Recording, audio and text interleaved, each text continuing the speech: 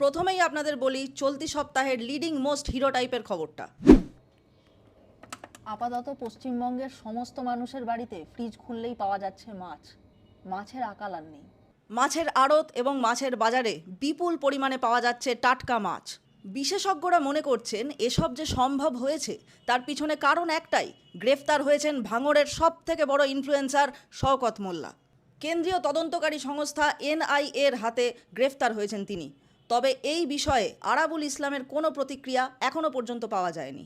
প্রথম খবরটাই যদি আপনাদের ভালো লেগে থাকে তাহলে চ্যানেলটা সাবস্ক্রাইব করে দিন, কমেন্টে জানান আপনাদের মতামত, আর ভিডিও লাইক করতে একদম ভুলবেন না। তাহলে চলুন চলে যাই পরের খবরে।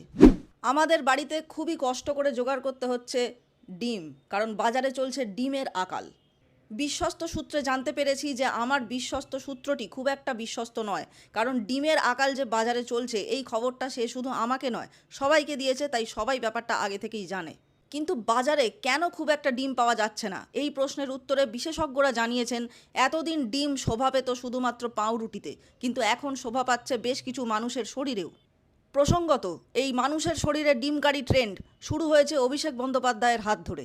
সেই ট্রেন্ড এখনও বহমান এবং সাম্প্রতিককালে জয়প্রকাশ মজুমদার এবং বেশ কিছু বিরোধী দলের কাউন্সিলরদেরকেও এই ডিমকারি ট্রেন্ডে সামিল হতে দেখা গেছে। জানা যাচ্ছে যে এই ডিমকারি ট্রেন্ড শেষ হলে তবেই বাজারে ডিমের আকাল মিটবে। কিন্তু বিশেষজ্ঞরা আরও জানাচ্ছেন যারা যারা এই ডিমকারি ট্রেন্ডে সামিল হয়েছেন তাদের ত্বক আর চুলের কোয়ালিটি আগের থেকে অনেক উন্নত হয়েছে, কারণ কে না জানে চুলে ডিম লাগালে চুল ভালো হয়। চলে যাচ্ছি পরের খবরে। কে না জানে ডিম থাকে বাঙালির পাতে, কিন্তু এখন বাঙালির পাতের দিকে না তাকিয়ে চলে যেতে হবে বাঙালির খাটের দিকে, কারণ গোটা পশ্চিমবঙ্গে যেদিকে তাকাচ্ছি দেখা যাচ্ছে খাট, কারণ খাটের চর্চা সর্বত্র।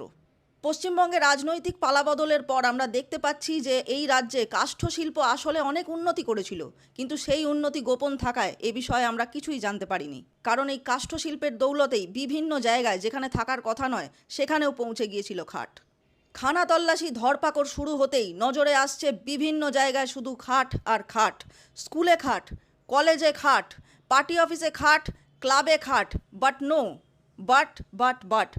কিসের বাট নো, কিন্তু নো বাট, সর্বত্র খাট আর খাট। আসলে কিছু পরোপকারী মানুষ সর্বত্র খাট রেখে প্রমাণ করতে চেয়েছিল যে যেখানেই কাজ করো না কেন সেখানেই তোমার একটু জিরিয়ে নেওয়া উচিত, শরীরকে রেস্ট দেওয়া উচিত। কিন্তু নিন্দুকেরা তা বোঝেনি, খাট সরিয়ে সব সম্মান মাঠ করে দিয়েছে। চলে যাচ্ছি পরের খবরে। বহু বাঘা বাঘা রাজনৈতিক বিশেষজ্ঞরা যা জানতে পারেননি তা আমরা পরে জানতে পারলাম যে কি পুরনো তৃণমূল ভেঙে যাচ্ছে, তৈরি হচ্ছে নতুন তৃণমূল দল। কিন্তু মানুষ ভরসা রাখছে অন্য কোনো পদবিতে নয়, সেই ব্যানার্জিতেই। মানে তাদের ভাবখানা এমন, মমতা হোক বা ঋতব্রত, থাকবো তো ব্যানার্জির সাথেই। অর্থাৎ মমতা তাদের ভিত্তি, ঋতব্রত তাদের ভবিষ্যৎ।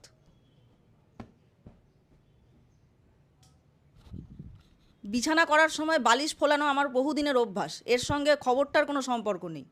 চলে যাচ্ছি পরের খবরে।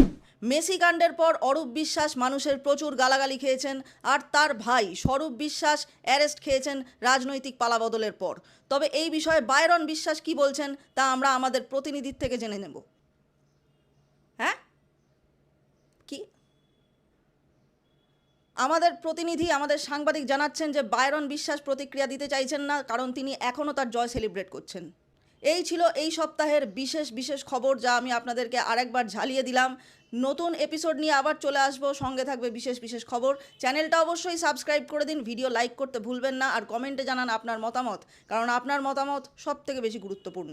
এখন আমি চলে যাচ্ছি, ফিরে আসবো নতুন এপিসোড নিয়ে খুব তাড়াতাড়ি। ততক্ষণের জন্য টাটা।